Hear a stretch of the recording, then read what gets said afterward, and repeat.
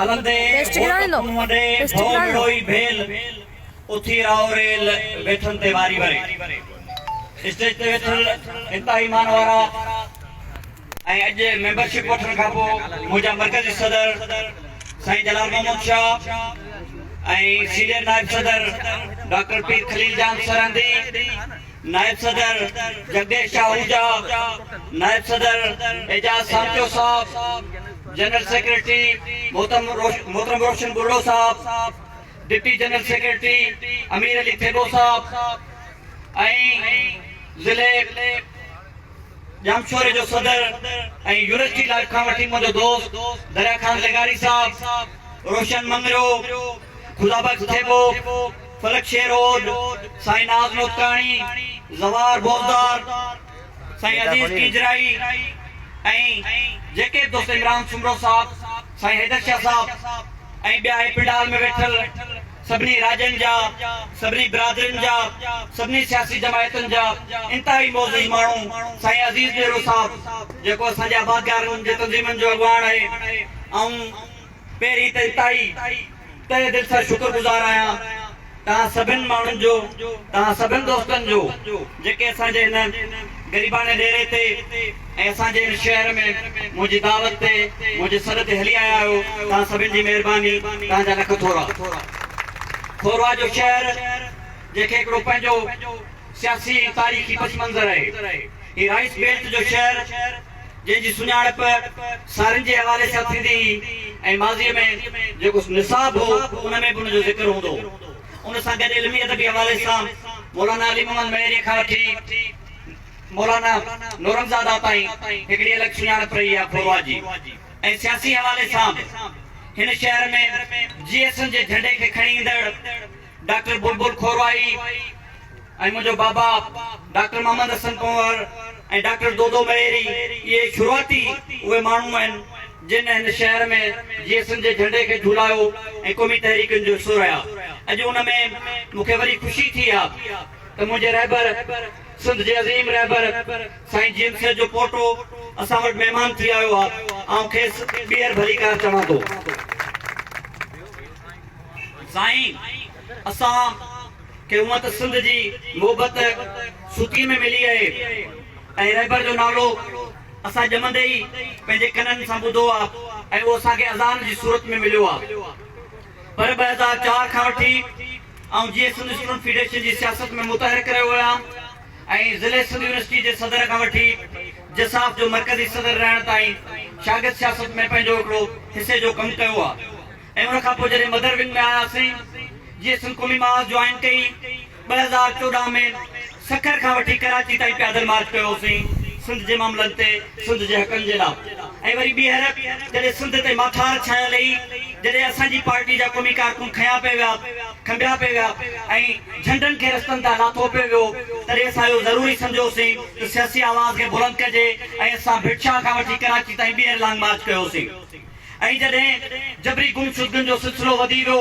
रियासती जबर, रियासती ॾाढ जेको अञा ताईं हलंदड़ आहे, हर रोज़ कंहिं न कंहिं ॻोठ मां, हर रोज़ कंहिं न कंहिं शहर मां सिंध जा मासूम क़ौमी कारकुन खंबे गुम कया था वञनि, उहो सिलसिलो जॾहिं हलंदड़ हो तॾहिं असां voice for missing person J platform तां ऐं GSM क़ौमी महाज जे प्लेटफॉर्म तां भरपूर तरीक़े सां जेका बि असां खां जदोजहद थी सघी उहा जदोजहद असां कई आहे।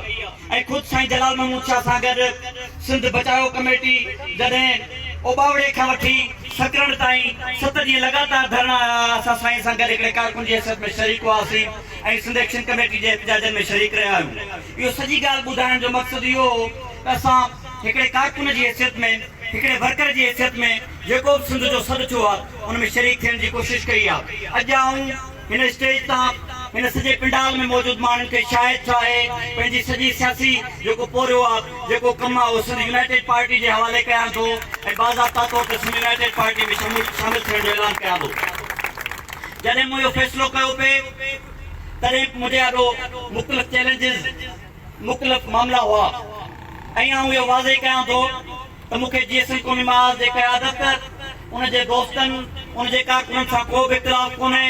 उन्हनि सां का बि नाराज़गी कोन्हे ऐं उन्हनि जे तरफ़ां ॾिनल प्यार, उनजे तरफ़ां ॾिनल मोहबत मुंहिंजी ज़िंदगी जो असासो आहे ऐं पंहिंजी सॼी जदोजहद जो धणी आहियां। मूं जेको पंध कयो आहे ऐं जेको जदोजहद में हलियो आहियां ऐं हुनखे ओन थो करियां, कंध मथे खणी ओन थो कयां ऐं हुनजो धणी आहियां। ऐं जॾहिं मूं पंहिंजो नओं सियासी फ़ैसिलो कयो आहे त हुन जदोजहद जो धणी हूंदुसि, हुनजो मालिक हूंदुसि। मूंखे जॾहिं आउं फ़ैसिलो करणु वियोसि पए, दोस्तनि चयो त असीं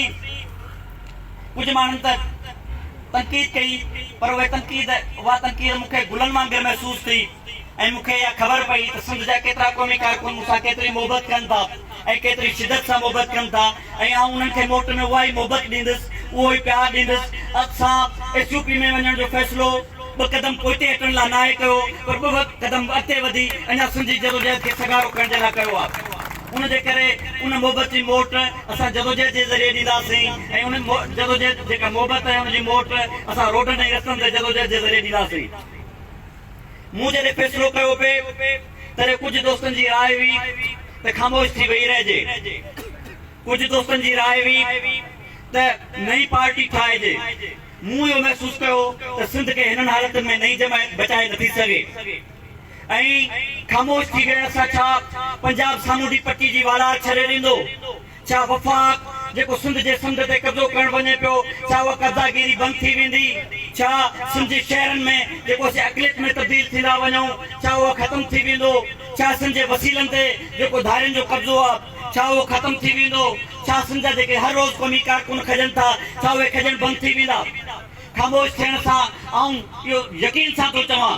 त हिकिड़े क़ौमी कारकुन जो ख़ामोश थियण सॼी तहरीक जो नुक़सानु आहे, सॼी जदोजहद जो नुक़सानु आहे, सॼे फ़िक्र जो नुक़सानु आहे।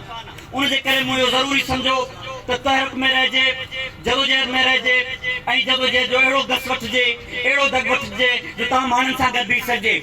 अवाम सां गॾु बीह सघिजे। हिते रुॻो रियासती जबर न आहे, रियासत जा पालियल जेके मक़ामी वॾेरा आहिनि, जेके इस्टेब्लिशमेंट जा पालियल मक़ामी वॾेरा आहिनि, हिते वन वे ट्रैफिक थी हले, हिते रुॻो जनाज़े नमाज़ुनि में शरीक थी, हिते रुॻो रोडनि जा इफ़्तिताह करे, हिते रुॻो शादियुनि में शरीक थी माण्हुनि जे वोटनि जा सौदा था थियनि, माण्हुनि जे मुस्तक़बिल जा सौदा था थियनि, ज़मीनूं तीनवाल थियूं थियनि, समुंड तीनवाल थो थिए, धरती तीनवाल थी थिए। वॾेरनि खे का उनजी पचर ई कोन्हे का, उन्हनि खे सिर्फ़ु तॾहिं तव्हां यादि ईंदा आहियो जॾहिं उन्हनि खे वोट वठणा हूंदा आहिनि। पर सिंध यूनाइटेड पार्टी ईअं नथी करे, जलाल महमूद शाह ईअं नथो करे, ज़ैन शाह ईअं नथो करे। उहे तव्हां सां तॾहिं गॾु हूंदा आहिनि जॾहिं सिंध ते ॾुखियो वक़्तु ईंदो आहे। उहे तव्हां वटि खोरो में वोट वठणु शायदि करे आया हुजनि, पर अलाए केतिरा दफ़ा हिननि चौकनि ते आया हूंदा त सिंध खे बचाइण जे लाइ असां सां गॾु थियो, सिंधी जदोजहद में असां सां गॾु पियो, सिंधी माण्हुनि जी बका लाइ असां सां गॾु पियो। उनजे करे आउं ख़्वाब ॾिसणु पसंदि कंदो आहियां। मूंखे ख़्वाब ॾाढा ख़ूबसूरत लॻंदा आहिनि, पर आउं ख़्वाबनि में रहणु पसंदि नथो करियां। आउं ख़्वाबनि जी हक़ीक़ी ताबीर चाहियां थो। ख़्वाब जेके असां ॾिठा आहिनि उहे बंदि अखियुनि सां ॾिठा हुजनि या खुलियल अखियुनि सां ॾिठा हुजनि, उनजी ताबीर थियणी आहे। मूंखे पंहिंजे रहबर जे फ़िक्र ते यकीन आहे। आउं सिंध जे सभिनी सूरनि जो हल साईं जेम्स जे फ़िक्र खे सम्झां थो, पर आउं ख़्वाबनि जी दुनिया में रहणु नथो चाहियां। आउं उनखे अमली शिकिल करे ॾेई सघंदुसि जॾहिं मुंहिंजे ॻोठ जा माण्हू मूंसां गॾु हूंदा, मुंहिंजे शहर जा माण्हू मूंसां गॾु हूंदा, मुंहिंजी सिंध जा माण्हू मूंसां गॾु हूंदा, मुंहिंजी धरती जा माण्हू मूंसां गॾु हूंदा। उनजे करे असां इहो फ़ैसिलो कयो त असीं सिंध यूनाइटेड पार्टी में वेंदासीं। मूं सिंध यूनाइटेड पार्टी जी क़यादत खे बि इहा गुज़ारिश कई आहे त बाबा आउं पनाह वठणु नथो अचां, आउं लिकणु नथो अचां, आउं जदोजहद करणु चाहियां थो। आउं हिकिड़े कारकुन जी हैसियत में सिंध यूनाइटेड पार्टी मूंखे जेको बि हुकुम कंदी उनजे पार्टी जे आईनी ज़ाब्ते में रहंदे जदोजहद कंदुसि। आउं तव्हांजो कारकुन थी जदोजहद करण जे लाइ तव्हांजी पार्टी में शामिल थियो आहियां। ऐं कुझु हितां जा मक़ामी मामलनि ते जेतोणीकि टाइम घणो थी वियो आहे, पर आउं ज़रूरी सम्झां थो त उहो ॻाल्हाइजे त जीअं मर्कज़ी क़यादत हुन ते ॻाल्हाए सघे। अॼु जंहिं इलाइक़े में पाण बीठा आहियूं, ऐं साईं खे रस्ते में ॿुधाईंदे आयुसि त ही सभु सिम नालनि जा तबाह थियल माण्हू आहिनि। हिननि माण्हुनि खे बरसाति तबाह न कयो आहे, हिननि जूं सारियूं बरसाति न ॿोड़ियूं आहिनि, हिननि जूं जेके बनियूं आहिनि उहे हिकिड़ो त हिननि चूंडियल नुमाइंदनि ॿोड़ियूं आहिनि, ॿियो एजुकेशन डिपार्टमेंट वारनि ॿोड़ियूं आहिनि ऐं सिम नालनि वारनि ॿोड़ियूं आहिनि। ही माण्हू हिननि जो सॼो राइस बेल्ट तबाह थी वियो आहे। हिननि माण्हुनि हिन साल कुझु बि कोन खयो आहे। उनजे करे आउं या चाहींदुसि असां बदीन बचाओ कमेटी ठहियल आहे अज़ीज़ डेरे साहब जी अॻुवाणी में ॿियनि दोस्तनि जी अॻुवाणी में उतां बि फ़ैसिलो कयोसीं त असीं ड्रेनेज सिस्टम जी बहाली जे लाइ जदोजहद कंदासीं हिननि माण्हुनि खे गॾु वठी कंदासीं हिननि माण्हुनि खे रोडनि रस्तनि ते वठी ईंदासीं उन मामले ते सॼी सिंध में ॻाल्हाइण जी ज़रूरत आहे त असीं जेके सिंध जे किनारे ते वेठल माण्हू आहियूं दुनिया जा सामूंडी इलाइक़ा ख़ुशहाल हूंदा आहिनि असीं दुनिया जो बदहाल तरीन इलाइक़ो आहियूं उनजो सबबु ख़राबु हुकुमरानी आहे उनजो सबबु हितां जा चूंडियल नुमाइंदा आहिनि उनजो सबबु रियासती पॉलिसियूं आहिनि उनजे करे असांखे उन ते जदोजहद करणी आहे ऐं ॿियो दोस्त अॼु सॼे ज़िले बदीन में एहतिजाज करे आया आहिनि हैदराबाद में बि एहतिजाज थियो आहे त जॾहिं बि असांजो लाड़ जो या सॼी सिंध जो फसल लहंदो आहे त रेट किरी वेंदा आहिनि जॾहिं बदीन जो टमाटो मार्केट में अचणु शुरू थियो आहे तॾहिं खां रेट किरी विया आहिनि हूअं 2000 3000 रुपया छली पे हली हाणे को 500 रुपए में खणण जे लाइ तयारु कोन्हे उनजो सबबु इहो आहे त सिंध जी जेका ज़राअत उहा तबाह थी वञे सिंध जो हारी तबाह थी वञे सिंध जो आबादगाह तबाह थी वञे उनजे करे इन मामले ते जदोजहद करण जी ज़रूरत आहे सॻड़े अंदाज़ में जदोजहद करण जी ज़रूरत आहे ऐं हीउ इलाइक़ो तेल कंपनियुनि सां चो तरफ़ तेल जा खूह आहिनि चो तरफ़ गैस फील्डूं आहिनि पर कंहिं ॻोठ खे का सहूलियत मिलियल कोन्हे न तइलीम जी सहूलियत मिलियल आहे न सिहत जी सहूलियत मिलियल आहे न कंहिं ॻोठ खे गैस मिलियो आहे का फैसिलिटी कोन्हे का